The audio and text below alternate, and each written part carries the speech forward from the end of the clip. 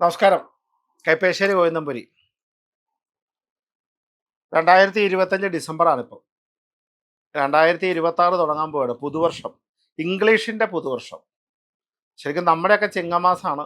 ചിങ്ങം തൊട്ട് കർക്കിടകമാണ്. പക്ഷെ ആംഗലേയമായി ജനുവരി മാസം തൊട്ട് ഡിസംബർ വരെയുള്ള ആംഗലേയ പുതുവർഷം എന്ന് പറയുന്നത് ജനുവരി തുടങ്ങിയാണ്. ശരിക്കും പറഞ്ഞാൽ ഈ അടുത്ത വർഷം ഇപ്പം നമ്മൾ കാര്യം നക്ഷത്ര ബേസാണ് നമ്മൾ ജീവിതത്തിലെല്ലാം നോക്കണമെങ്കിലും ഒഫീഷ്യൽസ് കൂടുതലും ഇംഗ്ലീഷ് സമയം കൂടെ ഇംഗ്ലീഷ് മാസങ്ങളെ കൃത്യമായി എടുക്കുന്നതുകൊണ്ട് മലയാള വർഷഫലം പറയുന്നത് പോലെ തന്നെ ഇംഗ്ലീഷ് പരമായി ജനുവരി തൊട്ട് ഡിസംബർ വരെയുള്ള ഒരു ഫലത്തെയും നമ്മൾ പറയാറുണ്ട്, മുമ്പ് പറഞ്ഞിട്ടുണ്ട്. അപ്പം ഏകദേശം ഒരു വർഷത്തെ ഫലം. ഈ വർഷഫലം പറയുമ്പം ചില നക്ഷത്രക്കാർക്ക് അതിൻ്റെ ദോഷങ്ങൾ പറയുന്നുണ്ട്, ചില നക്ഷത്രക്കാർക്ക് ഗുണങ്ങളെയും പറയുന്നുണ്ട്. ഒരു കൂറിന് ഗുണമാണ് എന്ന് കരുതിയിട്ട് ആ കൂറുകാർ എന്ന കൈപ്പേശ്ശേരി പറഞ്ഞു വെറുതെ ഇരിക്കാം, അങ്ങനെ ആവരുത്. ദോഷം പറഞ്ഞു അയ്യോ കഷ്ടകാലമാണല്ലോ ഈശ്വര, ഞാൻ എന്തിനാണ് അമ്പലത്തിൽ പോണേ, അങ്ങനെയും ഇരിക്കണ്ട. ഇതെന്തിനാണ് പറയണേ എന്ന് വെച്ചാൽ ജ്യോതിഷം എന്ന് പറഞ്ഞ ഒരു വഴികാട്ടിയാണ്. മുൻപോട്ട് എങ്ങനെ പോകണം, ഇപ്പോൾ റോഡിലൊക്കെ ടേക്ക് ഡീവിയേഷൻ എന്ന് പറഞ്ഞ ബോർഡ് എഴുതി വെച്ചാൽ ഒരു വഴികാട്ടിയാണ്. അപ്പോൾ നിങ്ങൾക്ക് ഇന്ന ദുരിതം വരാനുണ്ട്, അല്ലെങ്കിൽ ആ സമയം ഒന്ന് ശ്രദ്ധിച്ചോളൂ എന്ന് പറയുമ്പോൾ കൂടുതലായിട്ട് നാമജപാദികളും പ്രാർത്ഥനയും ചെയ്യാനുള്ള ഒരു വഴികാട്ടി. ഈ സമയം നല്ലതാണ്, ഇപ്പോൾ കൂടുതലായിട്ട് വർക്ക് ചെയ്തോളൂ, നല്ല ഫലങ്ങൾ കൂടുതൽ കുടുംബത്തിൽ ലഭിക്കാൻ സാധ്യതയുണ്ട്. ഇത്രയും പറയാം. ഇതാണ് ഇതിൻ്റെ അവസ്ഥ. അല്ലാണ്ട് ഒരുപാട് വലിയ വലിയ ഹോമങ്ങളും വലിയ വലിയ പൂജകളും ഒന്നും അല്ല ഇതിൻ്റെ ഒരു ലക്ഷണം. അതാണ് കൃത്യമായത് പറഞ്ഞാൽ. അപ്പോൾ 2026 ജനുവരി മാസം 1-ാം തീയതി തൊട്ട് ഈ ഡിസംബർ മാസം വരെയുള്ള ഒരു ഏകദേശ ഫലം നമുക്കൊന്ന് കണക്ക് കൂട്ടാം.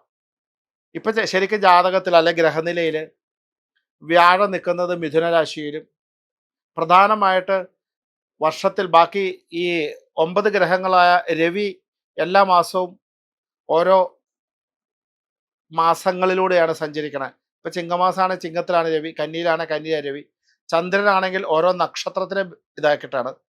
പിന്നെ ചൊവ്വ ബുധൻ വ്യാഴം ഒക്കെ ഇങ്ങനെ ഒരു വർഷം തന്നെ പല പ്രാവശ്യം അവരുടെ എന്താ പറയണേ പ്രദക്ഷിണം നടക്കുന്നുണ്ട്. രാശിചക്രത്തോടെ അവരിങ്ങനെ മാറിക്കൊണ്ടിരിക്കുന്നുണ്ട്.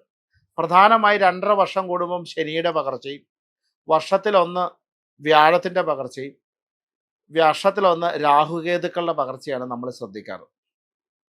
ശനിയുടെ പകർച്ച ഏഴരശനി, കണ്ടകശനി, ജന്മശനി അങ്ങനെയുള്ള ശനിദശ തുടങ്ങുന്നവർ, ഏഴരശനി തുടങ്ങുന്നവർ, ഏഴരശനി ഇല്ലാണ്ടാവുന്നവർ, കണ്ടകശനി അവസാനിക്കുന്നവർ, പുതിയ കണ്ടകശനി, അതൊക്കെ ശനിദശയുടെ ഫലങ്ങളിൽ വരുന്ന പോലെ തന്നെ വ്യാഴം നല്ല സമയത്ത് വന്ന അനുകൂലവും പ്രതികൂലവുമായ ഘടകങ്ങളെക്കുറിച്ചും രാഹുകേതുക്കൾ വരുമ്പോഴുള്ള ദുരിതങ്ങളെക്കുറിച്ചുമാണ് പ്രധാനമായിട്ട് നമ്മൾ ഒരു വർഷഫലത്തിലൊക്കെ ചിന്തിക്കുക. അപ്പം അതിൽ ആദ്യം മേടക്കൂറ്, അശ്വതിയും ഭരണിയും കാർത്തിക കാലും കൂടുന്ന മേടക്കൂറുകാർ. ഈ മേടക്കൂറുകാർക്ക് 2026 പൊതുഫലം പറയുമ്പോൾ അവർക്ക് 2026 ജൂൺ മാസം ഏകദേശം 2-ാം തീയതി വരെ, അല്ലെങ്കിൽ ജൂൺ 2 ഇടവം 19 വരെ വ്യാഴം 3-ലാണ്. അതുപോലെ തന്നെ ഡിസംബർ മാസം 5-ാം തീയതി വരെ, ഡിസംബർ 5 വരെ 11-ാമടുത്ത് രാഹുവും 5-ാമടുത്ത് കേതുവാണ് ഈ മേടക്കൂറുകാർക്ക്. അതായത് മേടൻ രാശിയുടെ 5-ാം ഭാവത്ത് കേതുവും 11-ാം ഭാവമാകുന്ന കുംഭൻ രാശി രാഹുവും വ്യാഴം 3-ാം ഭാഗത്തുമാണ്. അങ്ങനെ പറഞ്ഞാൽ നിങ്ങൾക്ക് മനസ്സിലാകില്ല എന്നറിയാം. എങ്കിലും മേടൻ രാശിക്ക് പൊതുവെ ഈ വ്യാഴം 3-ൽ നിൽക്കുന്നത് കൊണ്ട് തന്നെ അത്ര കേമപരമായ ഒരു ഫലം ഒന്നുമല്ല. എന്നാൽ ദോഷം എന്ന് പറയാനില്ല, കാരണം അത് ഒരുപാട് ദോഷങ്ങൾ ഉണ്ടാക്കുന്നുണ്ടെന്ന് പറയുന്നില്ല. വ്യാഴം മറഞ്ഞു നിൽക്കുന്ന ഒരു അവസ്ഥാവിശേഷമാണ്. അപ്പോൾ പൊതുവെ എന്താ പറയുക, തടസ്സങ്ങൾ കൂടുക, സാമ്പത്തിക പ്രശ്നങ്ങൾ ഉണ്ടാവുക, മാനസിക വിഷമങ്ങൾ ഉണ്ടാവുക, കിട്ടേണ്ട സമയത്ത് ഫലങ്ങൾ കിട്ടാതിരിക്കുക, ഒരു കാര്യവുമില്ലാതെ തടസ്സങ്ങൾ വരിക, ആരോഗ്യം സംബന്ധമായ ചില പ്രശ്നങ്ങൾ വരിക, കുടുംബപരമായ ചില ദുരിതങ്ങൾ വരിക, മനസ്സിന് കണ്ടമാനം സങ്കടങ്ങൾ ഉണ്ടാവുക, നമ്മുടെ ആഗ്രഹങ്ങൾക്കൊക്കെ പൂർത്തീകരണക്കുറവ് വരിക, ഇങ്ങനെയുള്ള പ്രശ്നങ്ങളൊക്കെ ഈ മേടക്കൂറുകാർക്ക് അനുഭവിക്കാനുള്ള ആരോഗ്യ പ്രശ്നങ്ങളൊക്കെ ഉണ്ടാവാനുള്ള സാധ്യതയുണ്ട്. ഏഴര ശനിയുടെ ഈ ബന്ധങ്ങളുള്ള കാരണം ദുരിത കലകൾ അത്യാവശ്യവും കാണുന്നു. മടിയുണ്ടാവാം, അലസതയുണ്ടാവാം, അങ്ങനെയുള്ള പ്രശ്നങ്ങളൊക്കെ ഉണ്ടാവാം. വാദസംബന്ധമായി നിൽക്കുന്ന രോഗങ്ങൾ, ഞരമ്പ് സംബന്ധമായി നിൽക്കുന്ന രോഗങ്ങൾ, ഇങ്ങനെയുള്ള പ്രശ്നങ്ങൾ, ഉണ്ടായിരുന്ന തൊഴിലിന് പ്രശ്നങ്ങളുണ്ടാവുക, പെട്ടെന്ന് നഷ്ടങ്ങൾ വരിക, ഇങ്ങനെയുള്ള സാധ്യതകളൊക്കെ മേടക്കൂറുകാർക്ക് കാണാം. അപ്പം ആ മേടക്കൂറുകാർക്ക് ഒരു മാറ്റം സംഭവിക്കുന്നത് ജൂൺ മാസം 2-ാം തീയതി അല്ലെങ്കിൽ ഇടവമാസം 19-ാം തീയതി എന്ന് പറയണേ, 2026 ജൂൺ മാസം 2-ാം തീയതി തൊട്ട് വ്യാഴത്തിൻ്റെ പകർച്ച വന്നു കഴിയുമ്പോൾ അവർക്കൊരാശ്വാസമാണ്. ആ ഡിസംബർ വരെ, അതിനിടയ്ക്ക് ആ നവംബർ മാസമൊക്കെ ആകുമ്പം ഒരു ചെറിയ മാറ്റവും കൂടെ ഉണ്ട്. എങ്കിലും അവർക്ക് പൊതുവെ സമയം അനുകൂലം തന്നെയാണ്. സമയം അനുകൂലമാണ്.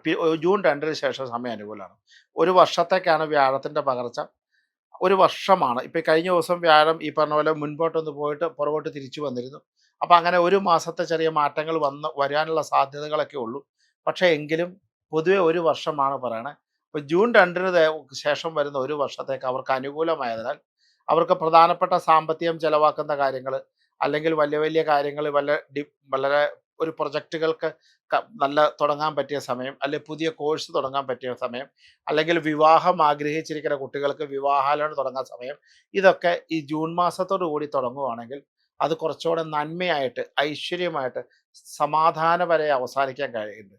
അതുപോലെ പുതിയ ചികിത്സകൾ, വീട് വാങ്ങുക, സ്ഥലം മേടിക്കുക, അല്ലെങ്കിൽ പുതിയ വാഹനങ്ങളൊക്കെ നോക്കുക, അല്ലെങ്കിൽ എവിടെയെങ്കിലും പൈസ ഇൻവെസ്റ്റ് ചെയ്യുക, അല്ലെങ്കിൽ വിദേശത്തേക്ക് യാത്രയ്ക്ക് ജോലിക്ക് പോകാൻ നോക്കുക, അല്ലെങ്കിൽ പുതിയ പഠനം, എല്ലാ കാര്യങ്ങൾക്കും ജൂൺ മാസം 2-ന് ശേഷം അവർക്ക് നല്ലതായതുകൊണ്ട്, അതിനു മുമ്പ് തടസ്സങ്ങൾ കൂടുതലായതുകൊണ്ട് അതൊന്ന് ശ്രദ്ധിക്കണത് നല്ലതാണ്.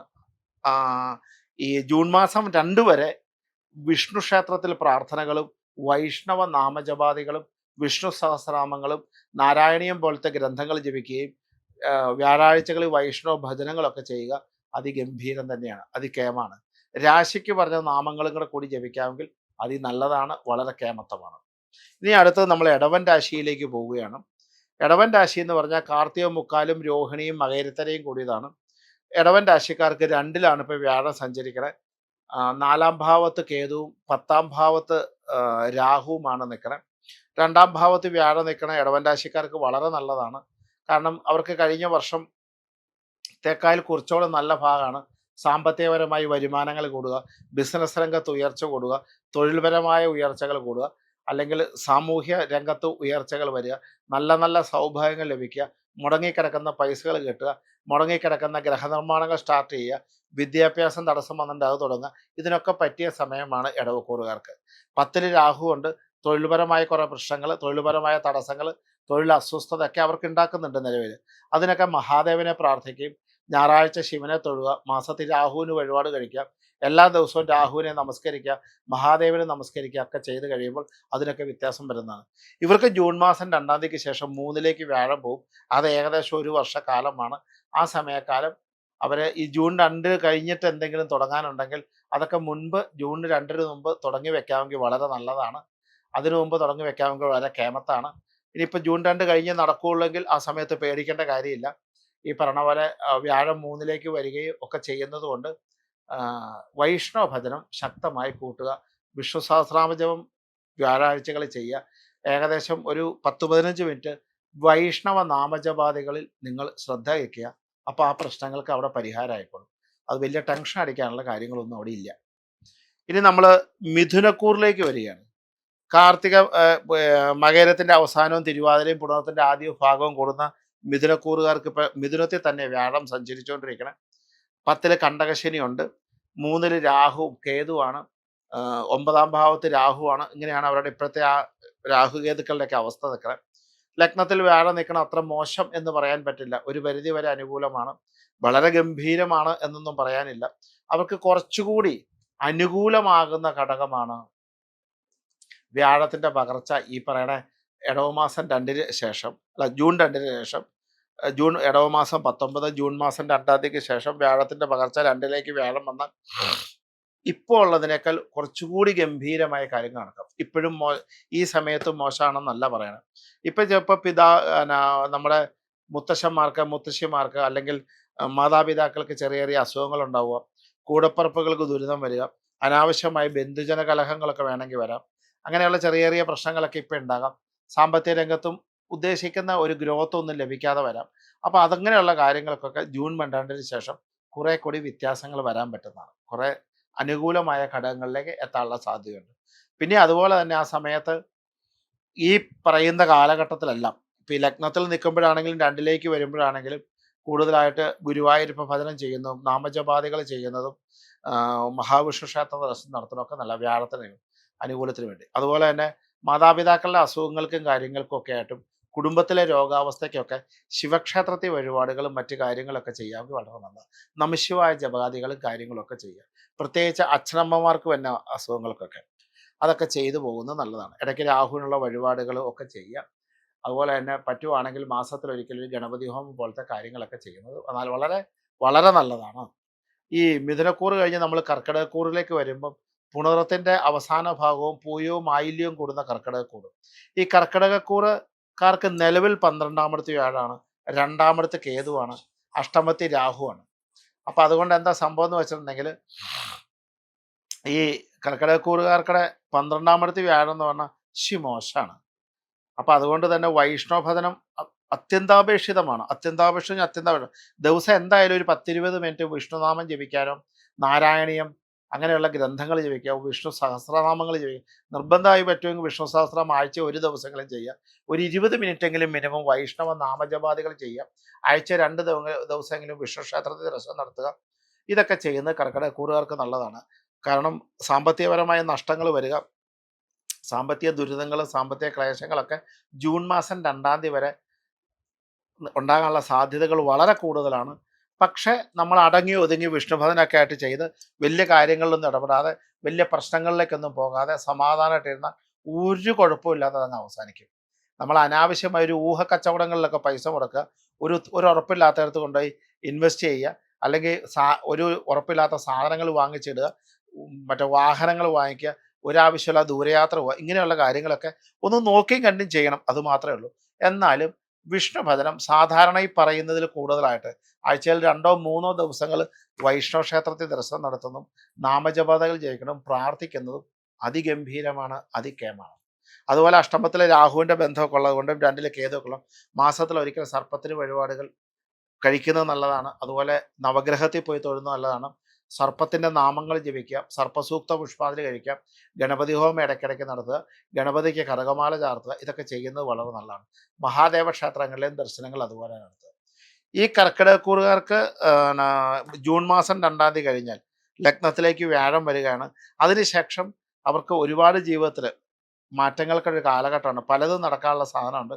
അപ്പോൾ അതുകൊണ്ട് അവർക്ക് ജീവിതത്തിലെ ഏറ്റവും വലിയ കാര്യങ്ങളൊക്കെ ഉണ്ടെങ്കിൽ ഒരു 6 മാസത്തേക്കൊന്ന് മാറ്റി വെച്ച് കഴിഞ്ഞാൽ അത് ഗംഭീരമാവും. വിവാഹം ആലോചിക്കുന്ന കുട്ടികളൊക്കെ ഉണ്ടെങ്കിൽ ജൂൺ മാസത്തിന് ശേഷം വിവാഹം നടക്കാനുള്ള യോഗങ്ങൾ, അതിനുശേഷം 2 വർഷം. അതുപോലെ തന്നെ ടെസ്റ്റുകൾ എഴുതുന്നവർക്കൊക്കെ റാങ്ക് ലിസ്റ്റ് വരാനുള്ള സാധ്യതയാണ് ഈ ജൂൺ മാസം തൊട്ട് 2 വർഷക്കാലം. അതൊക്കെ വളരെ നല്ലതാണ് കർക്കിടകക്കൂറുകാർ. അപ്പോൾ അതുകൊണ്ട് ഇപ്പോഴേ പ്രാർത്ഥിച്ചു തുടങ്ങുക. നമ്മളിപ്പോൾ ഒരു ചെടി നട്ടാലാണ് ഒരു 3-4-5 മാസം കഴിയുമ്പോൾ ഒരു പൂവുണ്ടാവുള്ളൂ. അപ്പോൾ അതുകൊണ്ട് ഇപ്പോഴേ നട്ട് തുടങ്ങാം, നാമജപമൊക്കെ തുടങ്ങാം, പ്രാർത്ഥനകൾ തുടങ്ങാം, നല്ല കാര്യങ്ങളാണ്. കർക്കിടകം കഴിഞ്ഞ് ചിങ്ങക്കൂറിലേക്ക് വരുമ്പോൾ പൂരം മകം പൂരം ഉത്രത്തിൻ്റെ ആദ്യത്തെ ഭാഗം അതാണ് ചിങ്ങക്കൂർ എന്ന് പറഞ്ഞത്. ചിങ്ങക്കൂറിന് 11ാമത്തെ വ്യാഴം സഞ്ചരിക്കുന്ന സമയമാണ്. വളരെ എന്താ പറയുക ദോഷമൊന്നുമില്ല. 11ാമത്തെ വ്യാഴം എന്നൊക്കെ പറഞ്ഞാൽ എല്ലാ ആഗ്രഹങ്ങളും നടക്കണം, അങ്ങനെയാ പറയാം. സാമ്പത്തികപരമായി വളരെ ഉയർച്ച ഉണ്ടാവുക, തൊഴിൽപരമായി വളരെ നല്ല ഉയർച്ച ഉണ്ടാവുക, നല്ല പേരുകൾ കേൾക്കുക, നല്ല പ്രശസ്തി ഉണ്ടാവുക, നല്ല നന്മയുണ്ടാവുക, നല്ല ഐശ്വര്യം ഉണ്ടാവുക, ഇങ്ങനെയുള്ള സാധനങ്ങൾക്ക് മുഴുവൻ സാധ്യതയുണ്ട്. ഇനി അഥവാ അങ്ങനെ ആർക്കെങ്കിലും ലഭിക്കണില്ലെങ്കിൽ അവർ മര്യാദയായിട്ട് അമ്പലത്തിൽ പോവുകയോ നാമജപാദികളോ ചെയ്യണില്ല. വേണ്ട അത്ര ആകണില്ല എന്ന് ഓർത്തു വെച്ചോളൂ. അയ്യോ തിരുമേനി ഞാൻ ചെങ്ങക്കൂറാണല്ലോ, എനിക്ക് അങ്ങനെയൊന്നും ഇല്ല എന്ന് വെച്ചാൽ നാമജപം കുറവാണ്, അമ്പലത്തിൽ പോക്കും കുറവാണെന്ന് ഉറപ്പിച്ചോളൂ. നമ്മൾ ചെയ്യുന്നത് കേമത്താണെന്നല്ല, കേമത്തമായത് നമ്മൾ ചെയ്യുക. എന്താണോ വേണ്ടത് അത്രയും നമ്മൾ ചെയ്യുക. എനിക്ക് ഇത്രയേ പറ്റുള്ളൂ അനുഗ്രഹിക്കണം എന്നല്ല, അങ്ങനെയല്ല. അതുകൊണ്ട് ഞാൻ പറഞ്ഞത്. പിന്നെ 7-ൽ രാഹുവിൻ്റെ ബന്ധമുണ്ട്. തടസ്സങ്ങളും ദുരിതങ്ങളും കളത്ര വിഷയങ്ങളും കുടുംബ വിഷയങ്ങളും ഒക്കെ കാണാൻ സാധ്യതയുണ്ട്.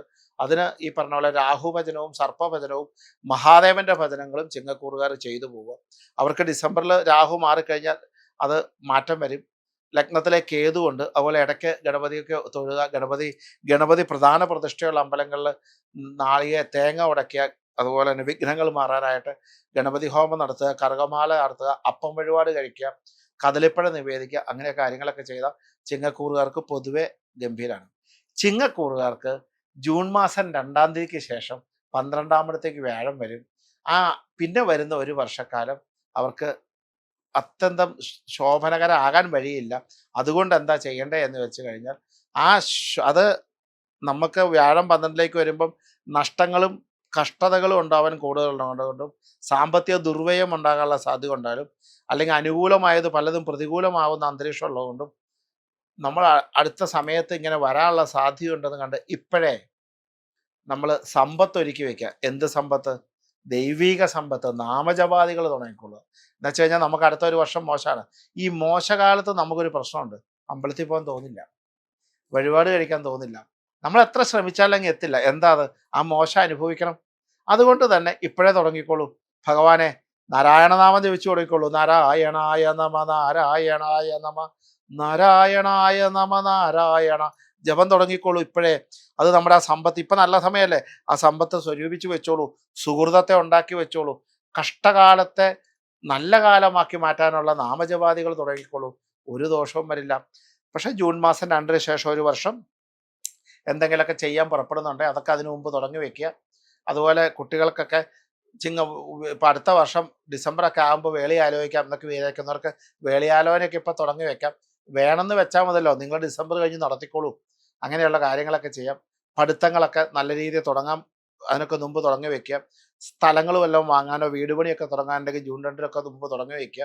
അങ്ങനെയൊക്കെ ചെയ്യുന്നത് നല്ലതാണ്. കാരണം മുമ്പ് തുടങ്ങി വയ്ക്കുക നല്ല സമയത്ത്, അത്രേ ഉദ്ദേശിക്കുള്ളൂ. എന്നാലും വൈഷ്ണവ ജപാദികളും നാമജപാദികളും ശൈവ പ്രാർത്ഥനയൊക്കെ മഹാദേവന്റെ പ്രാർത്ഥനകളും ഒക്കെ നന്നായി ചെയ്തും കൂടെ പോകും. നേരെ നമ്മൾ കന്നിക്കൂറിലേക്ക് വരികയാണെങ്കിൽ ഉത്രത്തിന്റെ അവസാനവും അത്തവും ചിത്രയുടെ ആദ്യ ഭാഗം കൂടുന്ന കന്നിക്കൂറും. കന്നിക്കൂറുകാർക്ക് 10-ലാണ് വ്യാഴം സഞ്ചരിക്കുന്നത്. 7-ൽ ശനി കണ്ടകശനി ആയിട്ടുണ്ട്. 12-ാമിടത്ത് കേതുവാണ്, 6-ാമിടത്ത് രാഹുവാണ്.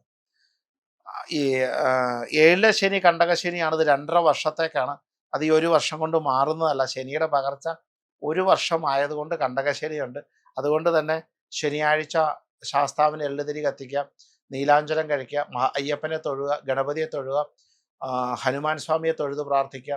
ഇതൊക്കെ കണ്ടകശനിക്കാർ ചെയ്തുകൊണ്ടിരിക്കുക. ദുരിതങ്ങളൊന്നും അസുഖങ്ങളൊന്നും വരില്ല. ദൂരയാത്രകളൊക്കെ ചെയ്യുമ്പോൾ സൂക്ഷിക്കുക. രാത്രികാലങ്ങളിലെ സഞ്ചാരങ്ങളൊക്കെ സൂക്ഷിക്കുക. അതൊക്കെ ചെയ്തു പോകുന്നത് വളരെ നല്ലതാണ്. അതൊക്കെ ശ്രദ്ധിക്കുക എന്ന് മാത്രമേ ഉള്ളൂ. അവർക്ക് 10-ലാണ് ഇപ്പോൾ വ്യാഴം സഞ്ചരിച്ചുകൊണ്ടിരിക്കുന്നത്. അത് 11-ാമിടത്തേക്ക് വ്യാഴം വരും. 11-ാമിടത്തേക്ക് വ്യാഴം, കർക്കിടകത്തിലെ വ്യാഴം ഉച്ചബലവാനാണ്. വളരെ ഗംഭീരമാണ്, ഉച്ചബലമാണ് വ്യാഴത്തിലേക്ക് വരുന്നത്. അപ്പം അതുകൊണ്ട് തന്നെ ഒരുപാട് ഐശ്വര്യപ്രദമായ കാര്യങ്ങളും ഒരുപാട് നന്മകൾ നിറഞ്ഞ കാലഘട്ടവും അവർക്കേക്ക് വ്യാഴപ്പകർച്ച ജൂൺ മാസം 2-ാം തീയതിക്ക് ശേഷം 2026-ലെ ജൂൺ മാസം 2-ാം തീയതി ഇടവമാസം 19-ാം തീയതിക്ക് ശേഷം ഈ കന്നിക്കൂറുകാർക്ക് വരാൻ സാധ്യതയുണ്ട്. അത് നീണ്ട ഒരു വർഷക്കാലമാണ്. അപ്പോൾ ആ സമയത്തേക്ക് വേണ്ട പ്രൊജക്റ്റുകളൊക്കെ നമുക്ക് ഒരുക്കി വെക്കാം, കാര്യങ്ങൾ ഒരുക്കി വെക്കാം, യാത്രകൾ ഒരുക്കി വെക്കാം, നല്ല നല്ല സമ്പത്ത് മുടക്കണ സംഭവങ്ങൾ ഒരുക്കി വെക്കാം. പൊതുവെ അങ്ങോട്ട് നമുക്ക് ലാഭത്തെ നേടിത്തരുന്ന, നന്മയെ തേടിത്തരുന്ന, ഐശ്വര്യത്തെ നേടിത്തരുന്ന കാലഘട്ടമാണ് ഇപ്പോൾ ഉള്ളതിനേക്കാൾ ഇപ്പം നിലവിൽ അനുഭവിക്കുന്നതിലും കൂടുതലായിട്ട്. അപ്പം അതുകൊണ്ട് കന്നിക്കൂറുകാർക്ക് ജൂൺ മാസം 2-ാം തീയതിക്ക് ശേഷം വരുന്ന ഒരു വർഷം നല്ലതായതുകൊണ്ട് ആ സമയത്ത് നല്ല നല്ല കാര്യങ്ങൾ ചെയ്യാനുള്ള എന്തൊക്കെ നിങ്ങളുടെ പ്ലാനുകളുണ്ടോ അതൊക്കെ അങ്ങ് ഒരുക്കി വെച്ചോളൂ, നടന്നോളൂ. അങ്ങനെ ഒരു അവസ്ഥയുണ്ട്. ഇനി നമ്മൾ കന്നിക്കൂറിലേക്ക് തുലാക്കൂറിലേക്ക് വരികയാണ്. തുലാക്കൂറിലേക്ക് വയ്ക്കുമ്പോൾ എന്താ പറ്റുക? ചിത്രയുടെ അവസാനവും ചോതിയും വിശാഖത്തിന്റെ ആദ്യ ഭാഗവും കൂടുന്ന തുലാക്കൂറുകാർക്ക് 9-ലാണ് വ്യാഴം നിൽക്കണേ. വളരെ നല്ലത്. 9-ലെ വ്യാഴം ദോഷമൊന്നുമല്ല.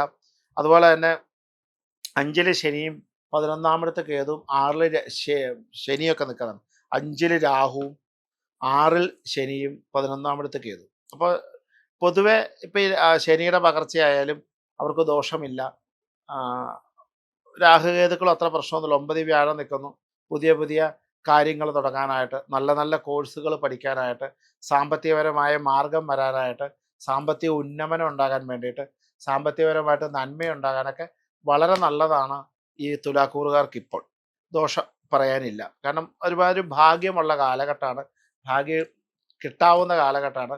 ചെയ്യുന്നതൊക്കെ അനുകൂലമായി വരാവുന്നതും, നല്ല നല്ല മംഗളകർമ്മങ്ങളിൽ പങ്കെടുക്കാനും, നല്ല നല്ല യാത്രകൾ പോകാനും, നല്ല നല്ല മനസ്സമാധാനമുള്ള കാര്യങ്ങൾ കേൾക്കാനും ഒക്കെ സാധ്യതകളുണ്ട്. പക്ഷെ 5-ൽ രാഹു നിൽക്കണ കാരണം മനോവ്യാധികൾ ഇങ്ങനെ ഇടയ്ക്കിടയ്ക്ക് ഉണ്ടായിക്കൊണ്ടും, സങ്കടങ്ങൾ ഉണ്ടാവുക, രോഗാശങ്കയോടുകൂടി ജീവിക്കുക, കുടുംബത്തിൽ രോഗങ്ങൾ വരിക, അങ്ങനെയൊക്കെ കാണാൻ സാധ്യതയുണ്ട്. അതൊക്കെ മഹാദേവന്റെ പ്രാർത്ഥന കൊണ്ട് മാറുന്നതാണ്. അവർക്ക് ജൂൺ മാസം 2-ന് ശേഷം 10ലേക്ക് വ്യാഴം വരികയാണ്. കർക്കിടകത്തിലെ വ്യാഴം നല്ലതാണ്, ഉച്ചബലവാനാണ്, ദോഷമൊന്നുമില്ല. പക്ഷെ 9-ലെ അത്രയും കേമാവുമോ 10-ലെ വ്യാഴം എന്ന് വെച്ചാൽ അത്രയ്ക്ക് കേമാവില്ല. അപ്പം അതുകൊണ്ട് പക്ഷെ പ്രതികൂലാവസ്ഥയല്ല വ്യാഴം, അനുകൂലാവസ്ഥയാണ്. ദോഷം പറയാനില്ല. എങ്കിലും ആ സമയത്ത് വരുന്നത് കൊണ്ട് ഭാവിയിലേക്ക് ചെയ്യാനുള്ള നിങ്ങളുടെ മനസ്സിലെ പ്ലാനുകളൊക്കെ നേരത്തെ കൂട്ടി ജൂൺ 2-ന് മുമ്പ് ചെയ്തു വെക്കണം നല്ലതാണ്. എന്തെങ്കിലും യാത്രകൾ, ജോലിക്കുള്ള കാര്യങ്ങൾ, മറ്റു കാര്യങ്ങൾ, വിവാഹാദി കാര്യങ്ങൾ ഒക്കെ നോക്കി വെക്കണമൊക്കെ നല്ലതാണ്. ജൂൺ 2-ന് ശേഷം അത്രയ്ക്ക് മോശം എന്ന് പറയാനില്ല. പക്ഷെ ഇപ്പോൾ പോകുന്നത് പോലെ തന്നെ വൈഷ്ണവ ഭജനങ്ങളും മറ്റു കാര്യങ്ങളും അടുത്ത വർഷം ചെയ്യും. കുറച്ചുകൂടെ കൂടുതൽ ചെയ്യാം. പക്കപ്പിറന്നാളിന് വിഷ്ണുവിന് പാൽപ്പായസം കഴിക്കാം. അതുപോലെ തന്നെ രാഹുകേതുക്കളുടെ പകർച്ചയും കുറച്ച് പ്രതികൂലം ചിലപ്പോൾ ആകാൻ സാധ്യതയുണ്ട്. ആ സമയത്ത് ഞാൻ അതിൻ്റെ പ്രത്യേകമായി രാഹുകേതുക്കളുടെ പറയണതാണ്. എങ്കിലും തൽക്കാലത്തേക്ക് ജൂൺ 2-ന് ശേഷം പക്കപ്പിറന്നാളിന് പാൽപ്പായസം കഴിക്കാം. വലിയ വലിയ ക്ഷേത്രങ്ങൾ ഇപ്പം ഗുരുവായൂരപ്പനെ ആയാലും, തൃപ്രയാറപ്പനെ ആയാലും, പൂർണ്ണത്രയശനെ ആയാലും, ശ്രീപത്മനാഭസ്വാമി ആയാലും, അങ്ങനെ മഹാവിഷ്ണുവിൻ്റെ വലിയ വലിയ അവതാരങ്ങളുള്ള ക്ഷേത്രങ്ങളിലൊക്കെ ദർശനം നടത്തുന്ന, പ്രാർത്ഥിക്കുന്നതൊക്കെ അതിഗംഭീരമാണ് ആ കാലഘട്ടത്തിൽ. നാമജപാദികളും നന്നായി ചെയ്യുക, വൈഷ്ണവ നാമം ജപിക്കുക, വൈഷ്ണവ പ്രാർത്ഥന ജപിക്കുക, ഭഗവാന് തുളസിമാല മറ്റു കാര്യങ്ങളൊക്കെ ചെയ്യുന്നത് നല്ലതാണ് 10ലേക്ക് വ്യാഴം വരുമ്പോഴാണെങ്കിലും.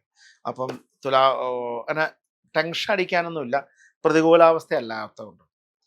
അത് കഴിഞ്ഞ് നമ്മളിപ്പം വൃശ്ചികക്കൂറിലേക്ക് വരുമ്പോൾ വിശാഖത്തിൻ്റെ അവസാനം അനിഴവും തൃക്കേട്ടയും കൂടുന്ന വൃശ്ചികക്കൂറ്, അവർക്ക് അഷ്ടമത്തി വ്യാഴം, 5-ല് രാഹു, 5-ല് ശനി, 4 രാഹു, കേതു ചിങ്ങത്തിൽ, അങ്ങനെയാണല്ലോ അങ്ങനെ 10-ല് കേതു, അങ്ങനെ നിൽക്കുന്ന ഒരു അവസ്ഥാവിശേഷം. ശരിക്കും വ്യാഴത്തിൻ്റെ പകർച്ച എന്ന് പറയുന്നത് അഷ്ടമത്തിൽ നിൽക്കുന്നത് അത്ര കേമകരമായ ഒരു അവസ്ഥയൊന്നും പറയാനില്ല. അത്യാവശ്യം ദുരിതങ്ങളും സങ്കടങ്ങളൊക്കെ നൽകാൻ പറ്റുന്ന കാലഘട്ടമാണ് ഈ പറയുന്ന അഷ്ടമത്തിലെ വ്യാഴം എന്ന് പറയുന്നത്. 4-ലെ രാഹു അതെ കുടുംബപരമായി നിൽക്കുന്ന ചെറിയ ചെറിയ അസുഖങ്ങൾ, ദുരിതങ്ങൾ, അങ്ങനെയുള്ള ചെറിയ ചെറിയ എന്തെങ്കിലുമൊക്കെ പ്രശ്നങ്ങൾ എപ്പോഴും ജീവിതത്തെ ബാധിച്ചുകൊണ്ടിരിക്കുന്ന ആൾക്കാർ എന്ന് വേണേൽ പറയാവുന്നതാണ് ഇപ്പോഴത്തെ ഒരു അവസ്ഥ. കാരണം വ്യാഴത്തിൻ്റെ പകർച്ച തന്നെ, വ്യാഴത്തിൻ്റെ പകർച്ച എല്ലാവരും നോക്കുന്നതാണ്. കാരണം വ്യാഴം നല്ലൊരവസ്ഥ വന്നാലേ നമുക്ക് നന്മയുണ്ടാവുള്ളൂ. അതുകൊണ്ട് തന്നെ വ്യാഴത്തിനൊരു പ്രാധാന്യം കൂടെ കൊടുക്കുന്നത്. പൊതുവെ അത്ര അനുകൂലമായൊരു കാലഘട്ടം ആണ് എന്ന് പറയാനില്ല. അവര് നിലവിലിപ്പം നമ്മൾ പറഞ്ഞു കൊടുത്ത പോലെ നിരവധി ആൾക്കാർ നാമജപാദികളും വൈഷ്ണവ ദർശനമായിട്ട് അപ്രതികൂലമായതിനെ അനുകൂലമാക്കിക്കൊണ്ടാണ് പോണേ. അവർക്ക് ജൂൺ മാസം 2-ാം തീയതി കഴിഞ്ഞാൽ പിന്നെ 9-ലെ കർക്കിടകത്തിലായാലും, 10-ല് ചിങ്ങത്തിലായാലും, 11-ാമടുത്ത് കന്നിയിലായാലും പിന്നെ വരുന്ന 3 വർഷക്കാലം എന്ന് പറയുന്നത് അവർക്ക് അനുകൂല. പ്രതികൂലത്തിലല്ല വ്യാഴം സഞ്ചരിക്കണേ. അതിൽ 9-ലും 11-ലും വ്യാഴം വരുമ്പം അതിശ്രേഷ്ഠമാണ്. മനസ്സിലാവുന്നുണ്ട്. ആദ്യത്തെ ഒരു വർഷവും അവസാനത്തെ ഒരു വർഷവും, ആ 3 വർഷക്കാലം തന്നെ അവർക്ക്. അപ്പം അതുകൊണ്ട് നീണ്ട കാര്യങ്ങൾ, വളരെ നീണ്ട സംഭവങ്ങളിലേക്കൊക്കെ ജൂൺ 2-ന് ശേഷം ഇടപെടാം. നല്ല നല്ല കോഴ്സുകളിലേക്ക് ശ്രമിക്കാം. നീണ്ട എന്താ പറയുക ബിസിനസ് രംഗങ്ങളിലേക്ക് ഒരു പൈസ മുടക്കി പെട്ടെന്ന് ലാഭം കിട്ടുന്നില്ല, 1-2 വർഷം എടുക്കുമെങ്കിൽ അതൊക്കെ ചെയ്യാൻ പറ്റിയ കാലഘട്ടം. അങ്ങനെ പൊതുവെ ഈ ജൂൺ 2 കഴിഞ്ഞാൽ അനുകൂലമാകുന്ന കാലയളവാണ് ഈ 3 വർഷക്കാലം.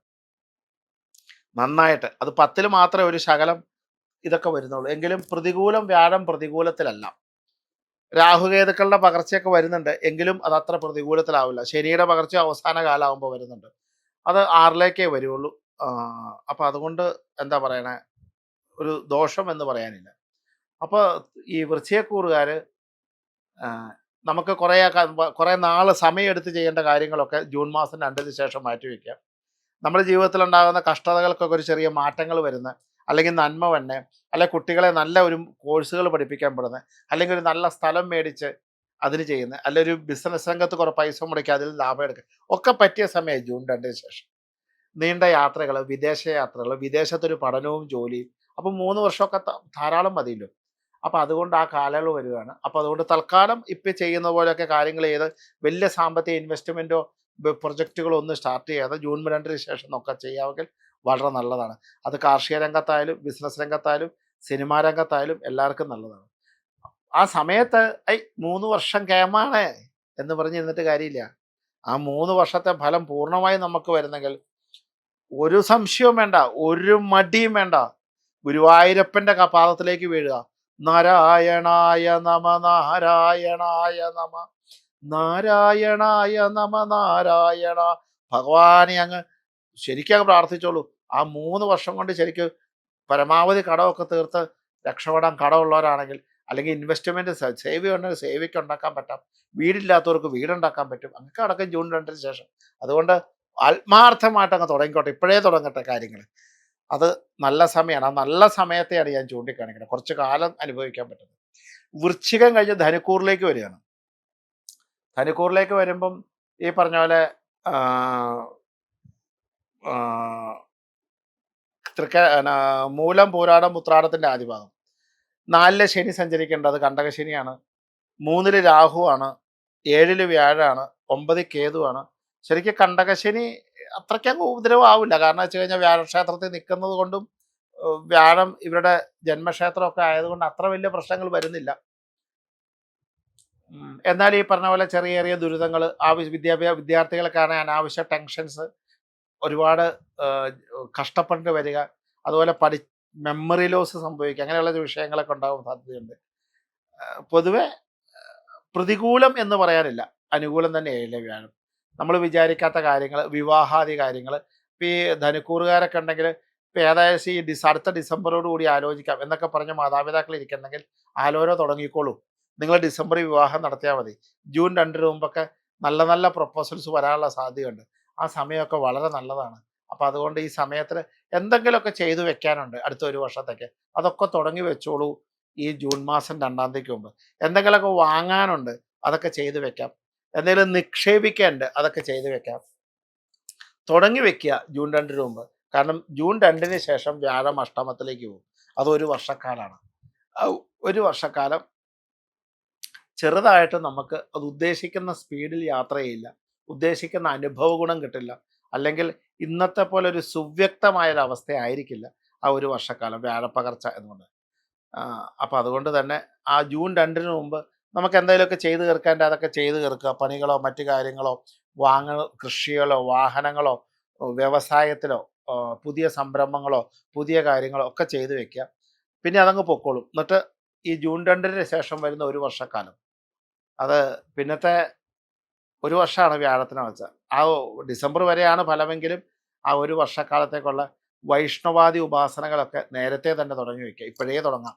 കാരണം നമുക്ക് അങ്ങനെ ഒരു വ്യാഴ അഷ്ടമത്തിലേക്ക് പോവാണ്. ചിലപ്പോൾ അടുത്ത വർഷത്തിൽ ഇതൊന്നും നടക്കാതെ വരും, ഉദ്ദേശിക്കണ പോലെ എത്തില്ല. അപ്പോഴേ പ്രാർത്ഥന തുടങ്ങിക്കോളൂ. അത് നടക്കുകയും വേണം, ചെയ്യേണ്ടത് ഇപ്പം ചെയ്തും വെക്കുക, അങ്ങനെ ഒരു ചെയ്യുന്നത്. അപ്പോൾ അത് ചെയ്തു വെക്കുമ്പോൾ കുറച്ചുകൂടെ കേമത്തായൊരു ഫലം വരും കേട്ടോ. പ്രാർത്ഥന ഉണ്ടായാൽ മതി, നല്ല നാമജപാദികൾ ഉണ്ടായാൽ മതി. ജൂൺ 2 ശേഷം ഈ ധനുക്കൂറുകാർക്ക് ഗുരുവായൂരപ്പനെ തൊഴുക, അകലെയുള്ളവരൊക്കെ തൊഴാൻ പറ്റുന്ന ഒരു മാസത്തിലും തൊഴുക. പക്കപ്പിറന്നാൾ കൃഷ്ണന് പാൽപ്പായസം കഴിക്കുക, ബുധനാഴ്ച ഹനുമാൻ സ്വാമിക്കോ ശ്രീരാമനോ അവിൽ നിവേദ്യം കഴിക്കുക, ഒക്കെ ചെയ്തു പോകാം, ഒക്കെ കേമാണ്, നല്ലതാണ്. ഇനി മകരക്കൂറിലേക്ക് വരാം. ഉത്രാടത്തിന്റെ അവസാനവും തിരുവോണവും അവിട്ടത്തിന്റെ ആദ്യ ഭാഗം കൊടുക്കുന്നു. അവർക്ക് 6 വ്യാഴവും 12 രാഹുവും അഷ്ടമത്തിൽ കേതുവും ഒക്കെ നിൽക്കുന്ന സമയമാണ്. ദേഹാസ്വസ്ഥ്യങ്ങൾ ഉണ്ടാവുക, സാമ്പത്തിക ദുർവ്യയം ഇഷ്ടം പോലെ, എത്ര പൈസ ഉണ്ടാക്കിയാലും കൈ നിൽക്കില്ല. ബാങ്കിൽ കിടക്കുന്ന പൈസകൾ എടുത്ത് ചെലവാക്കും. മനസ്സിലാവുന്നുണ്ട്. നല്ല വ്യയത്തിന്റെ കാലഘട്ടമാണ്, നല്ല കഷ്ടത, സാമ്പത്തിക ദുരിതങ്ങളുടെ കാലഘട്ടമാണ്. ഒട്ടും പ്രതീക്ഷിക്കാത്ത സാമ്പത്തിക നഷ്ടങ്ങളൊക്കെ വരാം. പക്ഷെ അതുപോലെ പൈസ വരികയും ചെയ്യട്ടോ, അങ്ങനെ കാര്യമുണ്ട്. എന്നാൽ പൈസ നഷ്ടം വരുന്നുണ്ട്, പൈസയ്ക്ക് വരവിലെന്ന അത്ര നല്ല ഭക്തന്മാരാണെങ്കിൽ ഉറപ്പാണ് പൈസ വന്നിരിക്കും, സംശയമൊന്നും വേണ്ട. വ്യാഴം 6 വെച്ചാൽ മകരക്കൂറുകാർക്ക് കുഴപ്പമില്ല, അവർക്ക് ഒരു നീചഭംഗ രാജ്യമൊക്കെ ഉള്ളത് കൊണ്ടേ വ്യാഴത്തിൻ്റെ നീചരാശിയൊക്കെ ഉള്ളത്. അപ്പം അതുകൊണ്ടൊക്കെ തന്നെ അവർക്ക് പൈസ വരാതിരിക്കാനുള്ള കാര്യങ്ങളൊന്നും, ചിലവുകളാണ് കണ്ടമാനം കൂടുന്നത്. അപ്പോൾ അങ്ങനെ ഒരു സാധനമുണ്ട്. അവർക്ക് 7 വ്യാഴം വരും ജൂൺ 2 ശേഷം. ഇപ്പോഴത്തെ അവസ്ഥയിൽ വൈഷ്ണവ ഭജനം, വിഷ്ണുക്ഷേത്ര ഭജനം, നാമജപാദികൾ, നാരായണ നാമജപം, ഹരേ രാമ ജപിക്കുക, കൃഷ്ണനാമം ജപിക്കുക, നാരായണീയം ജപിക്കുക, ഇതൊക്കെ ചെയ്തു പോകണം, നല്ലതാണ്. ഇതൊക്കെ ചെയ്ത് വേണം പോകാനായിട്ട്. ഇടയ്ക്ക് നവഗ്രഹ ക്ഷേത്രങ്ങളിൽ മാസത്തിലൊന്ന് തൊഴുക, ഗണപതിക്ക് മാസത്തിലൊന്ന് നിർബന്ധമായി വഴിപാട് കഴിക്കുക, ഇതൊക്കെ ചെയ്തു പോവുക. ഗണപതി നാമങ്ങളൊക്കെ ജപിക്കുക, കേതുവിനെ പ്രാർത്ഥിക്കുക, ഇതൊക്കെ ചെയ്യുക. ജൂൺ മാസം 2 തീയതി ശേഷം 7 വ്യാഴം വരുവാണ്. വളരെ അനുകൂലമായ കാലഘട്ടമാണ് പിന്നീട് വരുന്ന ഒരു വർഷക്കാലം. സാമ്പത്തികപരമായിട്ടും തൊഴിൽപരമായിട്ടും പല കാര്യങ്ങളും നടക്കും. ഇപ്പം വിദ്യാഭ്യാസം മുടങ്ങിക്കിടക്കുന്നവർക്ക് വിദ്യാഭ്യാസം പൂർത്തിയാകാൻ പറ്റും. ബിസിനസ്സിനകത്ത് മന്ദതയുള്ളവർക്ക് ബിസിനസ് പുരോഗതി ഉണ്ടാവും. എന്തെങ്കിലും നമുക്ക് യാത്രകളോ വിദേശത്ത് ജോലിയോ അങ്ങനെയൊക്കെ ശ്രമിക്കുന്നവർക്ക് അതൊക്കെ നടക്കാൻ പറ്റും. നാട്ടിൽ ടെസ്റ്റ് എഴുതുന്നവർക്കും ഈ സമയത്ത് രക്ഷ ജോലിയിലേക്കൊക്കെ വരാൻ സാധിക്കും. ഇത് ജൂൺ 2 ശേഷം. അങ്ങനെ പല കാര്യങ്ങൾക്കും നമുക്ക് ഒരു ശക്തമായ മാറ്റം ഉണ്ടാകുന്ന കാലഘട്ടമാണ്. അതുകൊണ്ട് പുതിയ സംരംഭങ്ങളൊക്കെ ഈ പറഞ്ഞ പോലെ ജൂൺ 2 ശേഷം മതി. ഒരു വർഷത്തിനുള്ളിൽ വിവാഹാദികൾ ഇപ്പോൾ വിവാഹാലോചിച്ചാൽ ശരിക്കും മകരക്കൂറുകാർക്ക് ബുദ്ധിമുട്ടാണ്. ജൂൺ 2 ശേഷം വിവാഹാലോചന നടക്കും. യോഗ സമയങ്ങളാണ്. ആലോചിച്ച് വെക്കാം. അതിനൊക്കെ പറ്റിയ സമയങ്ങളാണ്. അതുപോലെ തന്നെ ആ സമയത്ത് പരമാവധി ടെസ്റ്റൊക്കെ എഴുതുന്നവർ ജോലിക്ക് ശ്രമിക്കുന്നവർ മാക്സിമം ടെസ്റ്റുകളൊക്കെ എഴുതുക. നന്നായിട്ട് പഠിച്ച് എഴുതി കഴിഞ്ഞാൽ അനുകൂലമായ കാലഘട്ടമാണ്. അതുപോലെ വസ്തു വാങ്ങാനായിട്ട്, വീട് വെക്കാനായിട്ട്, അങ്ങനെ നമ്മൾ ഉദ്ദേശിക്കുന്ന പല കാര്യങ്ങളിലും ഒക്കെ ചെയ്യാൻ പറ്റുന്ന ഒരു കാലഘട്ടമാണ്. മനസ്സിലാവുന്നു. അത് രാഷ്ട്രീയ രംഗത്തും സിനിമാക്കാർക്കും ഉള്ളവർക്ക് 100% മാറ്റമാണ്. ജൂൺ 2 ശേഷം ഉറപ്പായിട്ടും രാഷ്ട്രീയ രംഗത്തുള്ളവർ സ്ഥാനമാനങ്ങൾ ഉറപ്പായിട്ടും കിട്ടും. സിനിമാ രംഗത്തുള്ളവർക്കും നല്ല നല്ല നല്ല നല്ല സിനിമകൾ വിടാനും ജനങ്ങൾക്ക് കുറച്ചുകൂടെ അനുകൂലമായ ഘടകങ്ങളൊക്കെ ഉണ്ടാകാൻ പറ്റുന്ന കാലഘട്ടമൊക്കെ. നേരെ മകരം കഴിഞ്ഞ് കുംഭൻ രാശിയിലേക്ക് വരുമ്പം ഔട്ടത്തിൻ്റെ അവസാനവും ചതയവും പൂരിട്ടാതിൽ ആദ്യം പോകും. ഇപ്പം 5-ലാണ് വ്യാഴം സഞ്ചരിക്കണത്. ഏഴരശയുടെ അവസാന കാലഘട്ടമാണ്. ഈ ഒരു വർഷവും ഏഴരശയുടെ ഉപദ്രവം നിങ്ങളെ ഒക്കൂടെ ഉണ്ടാവും. അതുകൊണ്ട് തന്നെ ആ ഏഴരശനിക്ക് വേണ്ട കറഞ്ഞ വഴിപാടുകളൊന്നും നടത്താതിരിക്കണം.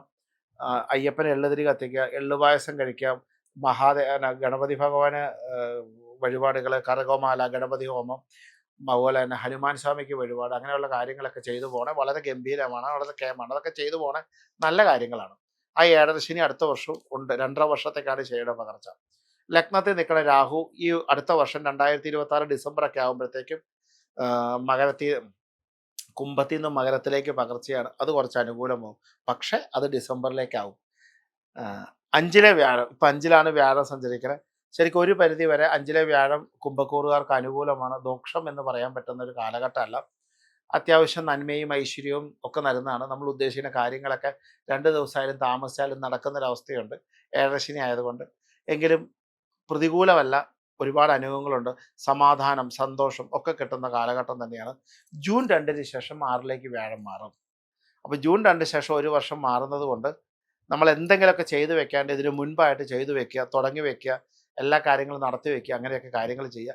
ജൂൺ 2 ശേഷം വരുന്ന ഒരു വർഷക്കാലം നമുക്ക് ദുരിതഘടകങ്ങൾ കൂടുതലായിട്ട് കാണുന്നത് കൊണ്ട് അതിന് മുമ്പ് ആയിട്ട് ചെയ്തു തീർക്കേണ്ട കാര്യങ്ങളൊക്കെ ചെയ്തു വെക്കുക.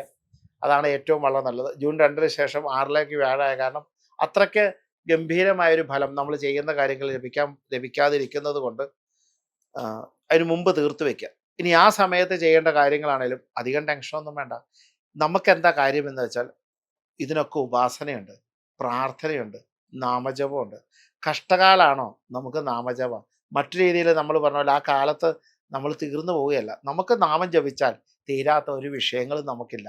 നാമം ജപിച്ച് ഭഗവാനെ കണ്ടാൽ, ഭഗവാനെ സ്മരിച്ചാൽ, ഭഗവാനെ ഓർത്താൽ മതി നടന്നു. നിങ്ങളുടെ കാര്യങ്ങൾ അവിടെ കഴിയാണ്. ഒരു ടെൻഷനും വേണ്ട, ഒരു ബുദ്ധിമുട്ടും മനസ്സിനകത്ത് ഉണ്ടാക്കണ്ട. അപ്പം അതുകൊണ്ട് 6-ലായാലും അഷ്ടമത്തിലായാലും എവിടെയായാലും വ്യാഴത്തിൻ്റെ പകർച്ചയ്ക്ക് ഗുരുവായൂരപ്പനെ ഒന്ന് ഓർത്തോളൂ. ഗുരുവായൂരപ്പനെ 1 മിനിറ്റ് ഒന്ന് ഓർത്താൽ മതി, രാവിലെ വരും. വേറെ ഒന്നും വേണ്ട. ആ കൂടെ നാമജപം കൂടെ പിന്നെ എന്താ പറയാ, അതിഗംഭീരം എന്നൊക്കെ പറയാം. അത് ചെയ്താൽ മതി. അപ്പോൾ കുംഭക്കൂറുകാർക്ക് ഈ പറഞ്ഞ പോലെ 6-ലേക്ക് വ്യാഴം വരും. അതിൻ്റെതായൊരു ചെറിയ അസംതൃപ്തിയൊക്കെ ജൂൺ 2 ശേഷം വരാനുണ്ട്. അപ്പം അതുകൊണ്ട് ആ സമയത്ത് സംശയിക്കേണ്ട, ഭഗവാനെ ആ ചേർത്തങ്ങോട്ട് പിടിച്ചോളുക. കൈവിടാതെ ഭക്തിയുടെ ലഹരിയിൽ അങ്ങ് ചേർത്തങ്ങ് പിടിച്ചോളൂ, എല്ലാം ഭംഗിയാവും. അത്രയേ ഉള്ളൂ.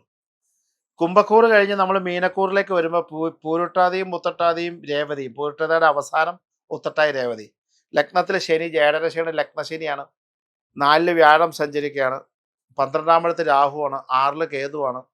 അങ്ങനെയാണ് നിൽക്കുന്നത്. അപ്പോൾ അവർക്ക് ഈ ജന്മശനി എന്ന് പറയുന്നത് അടുത്ത ഈ 2026-ലും അതേ അനുഭവം തന്നെയാണ്.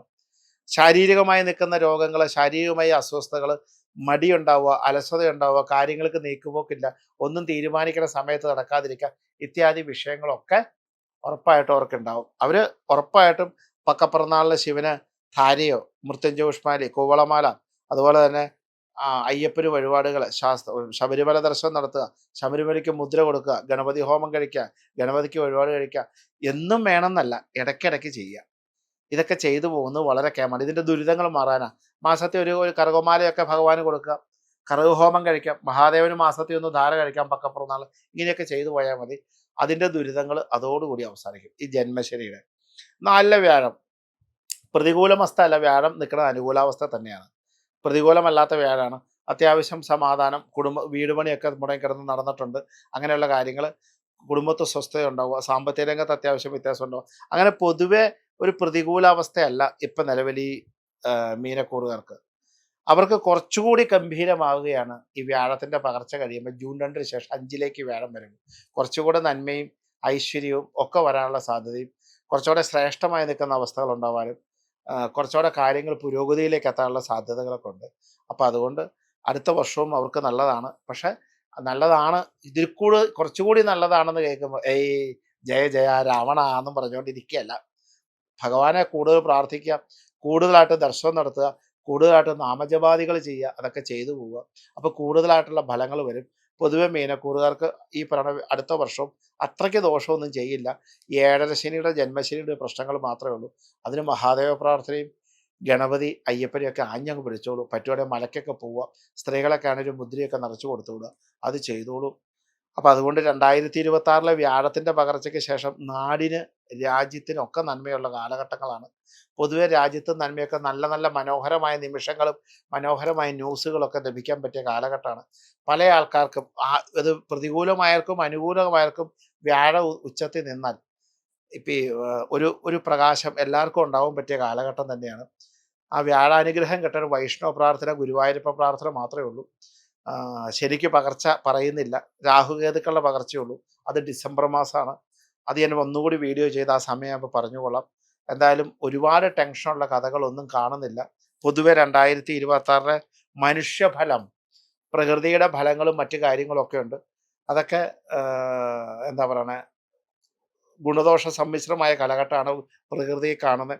ഈ പറഞ്ഞ പോലെ മഴയുടെ സീസണിലൊക്കെ ചെറിയ ചെറിയ ദുരിതങ്ങളും നമുക്ക് സങ്കടകരമായ ചില ആപത്തുകളൊക്കെ കേൾക്കാനുള്ള സാധ്യതകൾ അടുത്ത വർഷക്കാലവും കാണുന്നുണ്ട്. പ്രകൃതി ദുരന്തങ്ങൾ എന്ന് തന്നെ പറയാവുന്ന കാര്യങ്ങൾ. രാഷ്ട്രീയ രംഗത്ത് മാറ്റങ്ങളും നമ്മൾ പ്രതീക്ഷിക്കാത്ത പല അട്ടിമറികളും രാഷ്ട്രീയ രംഗത്തും ഭരണരംഗത്തും ഒക്കെ വരാനുള്ള സാധ്യതകളൊക്കെ ഉണ്ട്. മനസ്സിലാവുന്നുണ്ടോ? ഇനി ഭരണത്തിൽ വരുന്നവർക്കാണേലും കുറച്ചുകൂടെ അനുകൂലമായ ഭരണം, ആര് ഭരിച്ചാലും പുതിയ ഭരണമൊക്കെ വരുന്ന ചെയ്യാൻ പറ്റുന്ന കാലഘട്ടമൊക്കെയാണ്. നമ്മൾ വിചാരിക്കാത്ത പല മാറ്റങ്ങളും ഭരണരംഗത്ത് വരാനുള്ള സാധ്യത അങ്ങനെയൊക്കെ ഉണ്ടാവുന്നു. മനുഷ്യരംഗങ്ങൾക്കൊക്കെ പശു തുടങ്ങിയ മൃഗാദികൾക്കൊക്കെ അസുഖങ്ങളും മറ്റു കാര്യങ്ങളൊക്കെ കൂടുതൽ മൃഗങ്ങൾക്കൊക്കെ വരാനും മനുഷ്യർക്കൊക്കെ കുറച്ചുകൂടെ നന്മകൾ ഉണ്ടാവാനും ഒക്കെ സാധ്യതയുണ്ട്. അതുപോലെ റോഡ് അപകടങ്ങൾ, അല്ലെങ്കിൽ ആക്സിഡൻറ്റുകൾ, അല്ലെങ്കിൽ ആത്മഹത്യകൾ, ഇതിനൊക്കെ കുറച്ചുകൂടെ നിരക്ക് കൂടുമോ എന്നൊരു സംശയം കാണുന്നുണ്ട്. അതൊക്കെ ഒന്ന് എല്ലാവരും നാമം ജപിക്കുമ്പോൾ എല്ലാവർക്കും വേണ്ടി പ്രാർത്ഥിക്കുക. ലോകത്തെ സകല ചരാചരങ്ങൾക്കും, സകല മതസ്ഥർക്കും, സകല സ്ത്രീ പുരുഷന്മാർക്കും, സകല മൃഗങ്ങൾക്കും, വൃക്ഷങ്ങൾക്ക് വേണ്ടി പ്രാർത്ഥിക്കുക. ലോകം മുഴുവൻ നന്നാവട്ടെ എന്ന് പ്രാർത്ഥിക്കുക. ജീവനുള്ള എല്ലാ വസ്തുക്കളും സന്തോഷമായിരിക്കട്ടെ എന്ന് പ്രാർത്ഥിക്കുക. ജീവനുള്ള എല്ലാ വസ്തുക്കൾക്കും അതായത് സമാധാനം ലഭിക്കട്ടെ എന്ന് വായിക്കുക. ലോകം മുഴുവൻ ലഭിക്കട്ടെ എന്ന് വയ്ക്കുക. എല്ലായിടത്തും നന്മയുടെ വിത്തുകൾ പാകട്ടെ എന്ന് പ്രാർത്ഥിക്കുക. അങ്ങനെ നാമജപിക്കുമ്പോഴും അത് പ്രാർത്ഥിക്കണം. നമസ്കാരം. ഗോവിന്ദ.